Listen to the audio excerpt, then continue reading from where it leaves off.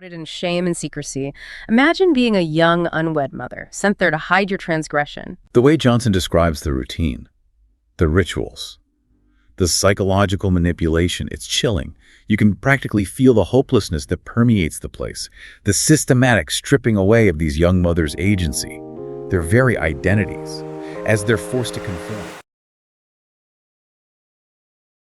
Welcome to Witter. Who Has Time to Read? The podcast that brings deep dives for busy minds. Listen to AI hosts Jane and Dane and get ready to unpack the world's most captivating books in just a fraction of the time. Whether commuting, working out, or just squeezing in a quick break, we deliver key insights, thought-provoking themes, and takeaways you can carry into your day. Don't forget to like, subscribe, and leave a comment. Plus, use our links in the description to purchase this book. Your support helps us bring more engaging book discussions to you. Listen and follow us wherever you get your podcasts. Who has time to read? You do, with Witter. Welcome back to Witter, your deep dives for busy minds. We're kicking off Black History Month with our Black Voices series.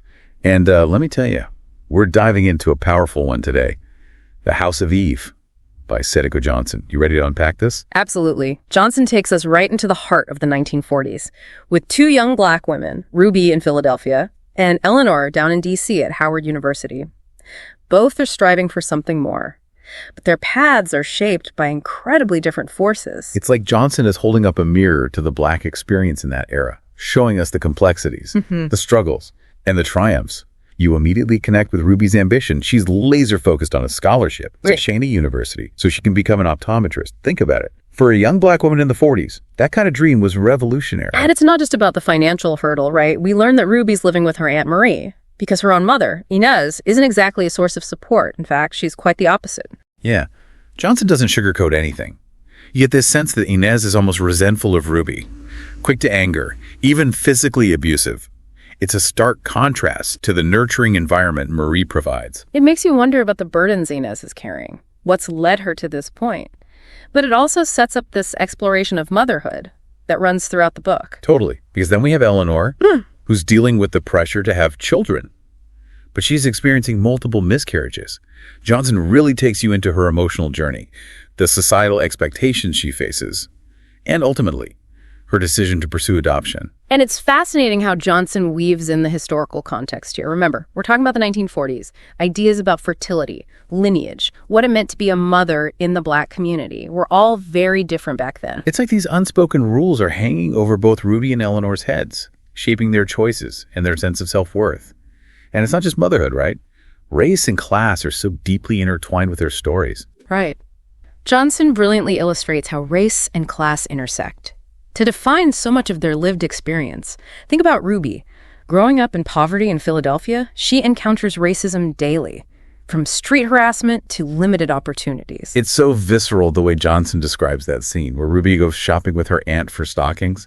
You can practically feel the sting of the racist glares, the casual cruelty that just permeated everyday life back then. And that scene highlights a key insight, doesn't it, for Black women? Even something as simple as buying stockings becomes a reminder of their place in society. And then you have Eleanor, attending Howard University, this prestigious institution. But even there, she can't escape colorism and classism. It's almost like Johnson is saying, look, even within the Black community, these prejudices exist. You see it in the way Eleanor's treated by William's family. They're wealthy, obsessed with their lineage, and they don't think she's quite good enough for their son. It's a reminder that the Black experience isn't monolithic. There's this whole spectrum of social dynamics, and Johnson captures that so well. And in the midst of all this, both Ruby and Eleanor see education as their way out. It's like education becomes this symbol of hope, of agency. For Ruby, that scholarship is everything. She's willing to sacrifice almost anything to get it, even her relationship with Shimmy. Shimmy, the sweet Jewish boy she falls for.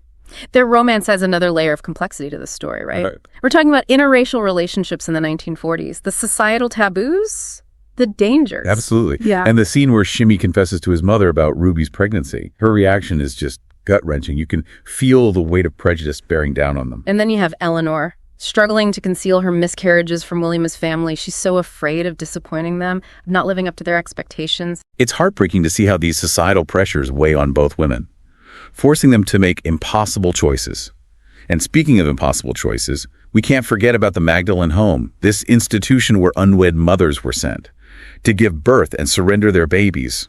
Johnson's description of the shaming room, the psychological manipulation they endured, it's chilling. You really get a sense of the desperation these young women felt. It makes you wonder what would have happened to Ruby if she hadn't found a way out.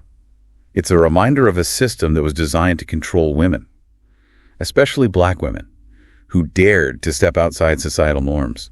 But before we get too deep into that, let's take a step back and consider something for a moment. What's striking is that The House of Eve, it isn't just a story about external forces. It's about these women's internal struggles, their desires and doubts, and the choices they make. When the options seem so limited... You're absolutely right. Take Ruby. She's so determined to get that scholarship. But when she falls for Shimmy, her whole plan is thrown off course. It's that classic battle between your head and your heart. And you can feel her torn between her love for him and the fear of losing her future. And Johnson handles their interracial relationship with such nuance. It goes beyond just romantic love and delves into the social and cultural barriers of the time, the real dangers they faced. Remember that chilling moment when Shimmy's mother finds out about Ruby's pregnancy? Her reaction speaks of volumes about the deep-seated prejudice they're up against. That scene was so powerful, so heartbreaking. It just underscores the immense weight of societal expectations, how they could crush their hopes and dreams. And then, on the flip side, you have Eleanor, who's facing a completely different kind of pressure. The expectation to produce an heir for the Pride family. Exactly. For Eleanor, her miscarriages aren't just personal tragedies. They're seen as failures that threaten her position within the family. And her decision to keep them secret, to maintain this facade of a perfect pregnancy, speaks volumes about the pressure to conform, to fit the mold that Rose, William's mother, has created for the Pride family. It's as if both Ruby and Eleanor are forced to sacrifice their own desires, their own happiness, to appease these societal expectations. It makes you question how much agency they really have, how much their lives are shaped by forces beyond their control. And it makes you wonder, even today, have we really moved past this? Are women, particularly black women, still battling these same expectations and constraints? It's a question that resonates, that lingers long after you finish the book. But The House of Eve goes even deeper. It confronts us with the Magdalene home, a place shrouded in shame and secrecy. Imagine being a young, unwed mother, sent there to hide your transgression. The way Johnson describes the routine, the rituals, the psychological manipulation, it's chilling. You can practically feel the hopelessness that permeates the place, the systematic stripping away of these young mothers' agency, their very identities, as they're forced to conform. It's not just the physical confinement, it's the emotional toll that's truly devastating. Think about the shaming room, the constant reminders of their supposed sinfulness, the pressure to relinquish their babies. It's all designed to break them down, to make them compliant. It's impossible not to think about the lasting trauma, the scars that remain long after leaving that place. It's a stark reminder of a system designed to control and punish women, particularly those who dared to defy societal norms. And remember, this practice of forced surrender, it wasn't just a relic of the past, it persisted well into the 20th century, leaving a devastating legacy for countless women. The House of Eve forces us to confront this dark chapter, a chapter that's often been silenced or glossed over. And in doing so, it reminds us that these stories, these voices, need to be heard, because only by acknowledging our past can we hope to build a more just and equitable future. And that's one of the things that makes this book so relevant for Black History Month, right? It compels us to think about the ongoing struggle for equality and justice. Absolutely. The House of Eve isn't just a historical novel. It's a reflection of contemporary issues, a call to action. It urges us to support Black authors, to seek out diverse perspectives, to amplify these stories that need to be told, because these stories, as we're seeing with the House of Eve, have the power to challenge assumptions, to broaden our understanding, and ultimately, to move us towards a more empathetic and inclusive society. Speaking of the power of storytelling, what stood out to you about the literary techniques Johnson uses to bring these stories to life? For me, the dual narrative structure is so effective. We experience the world through both Ruby and Eleanor's eyes, seeing how their journeys intertwine and diverge, and the way Johnson seamlessly switches back and forth between their perspectives keeps you completely engrossed. I was captivated by her use of sensory details. Especially in Ruby's chapters, you can almost feel the sweltering heat of the Philadelphia summer, the suffocating atmosphere of her aunt's apartment, the grittiness of the neighborhood, and the way Johnson weaves in the music, the food, the everyday rhythms of Black life during that era. You're transported right back to the 1940s. It's so vivid. And then, with Eleanor, you're immersed in a completely different world. The intellectual energy of Howard University, the hushed quiet of the library, the elegance of the Pride family's world. But Johnson captures the atmosphere equally well, with all its underlying social tensions, the weight of tradition and legacy. And what I love is how she develops her characters, both major and minor, so they feel real, relatable, even when they make choices you might question. Absolutely. Take Inez, for example. While she's not necessarily a sympathetic character, Johnson gives us glimpses into her pain, her struggles, allowing us to understand, even if we can't condone, her actions. And then there's Shimmy, this sweet Jewish boy who falls head over heels for Ruby. Their relationship is so tender, so fraught with danger. You find yourself rooting for them, even though you know it might not end well. The way Johnson handles the resolution of their story is heartbreaking, but undeniably realistic. It reminds us that love doesn't always conquer all, especially when facing the crushing weight of societal prejudice. And then there's the ending of the book. Without giving too much away, I found it both satisfying and thought-provoking.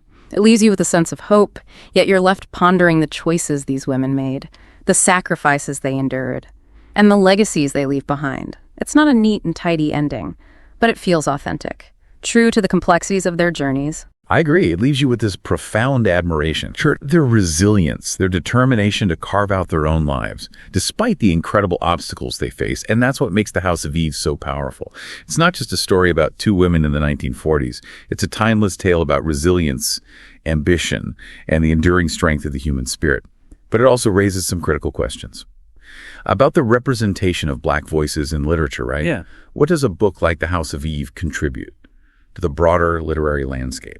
It's about expanding our understanding of history, seeing the world through a different lens. The House of Eve doesn't shy away from difficult topics, like the brutal realities of racism, poverty, and the societal pressures Black women faced in that era. And by centering these voices, these experiences, Johnson challenges the dominant narratives, those often sanitized versions of history we're taught in school. She compels us to confront uncomfortable truths, to grapple with the complexities of the past, and to acknowledge the ongoing impact of historical injustices. It's not about rewriting history. It's about enriching the narrative, filling in the gaps, and ensuring that the voices of those who have been marginalized and silenced are finally heard. And it's also about recognizing the richness and diversity within the Black community itself. The House of Eve showcases a range of experiences, from Ruby's working class struggles to Eleanor's navigation of the elite Black social circles, highlighting the nuances within the Black experience. It's a powerful reminder that there's no single monolithic Black experience.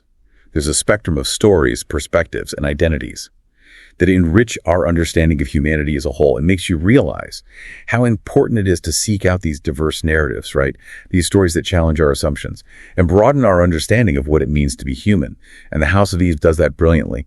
One thing that really struck me was how both Ruby and Eleanor grapple with this idea of passing. Ruby literally tries to pass as white to escape the Magdalene home.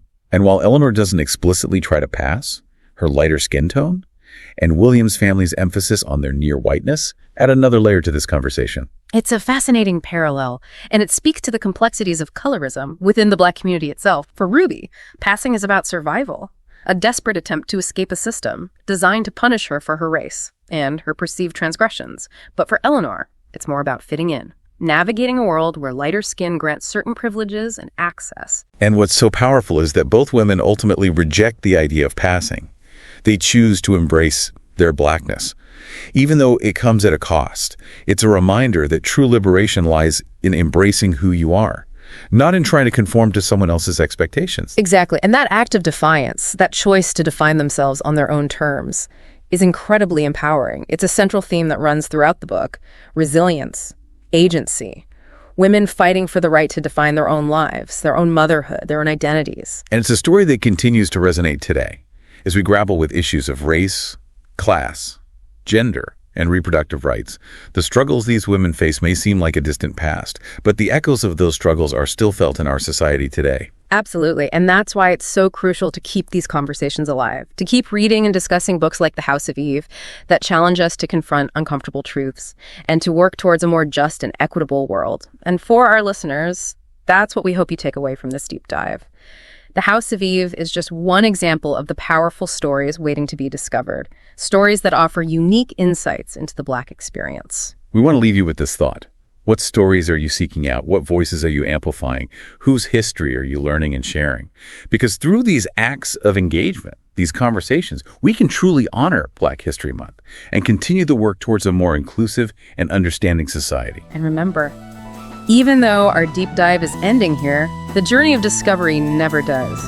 Keep those minds curious, those hearts open, and keep listening to those Witter Deep Dives.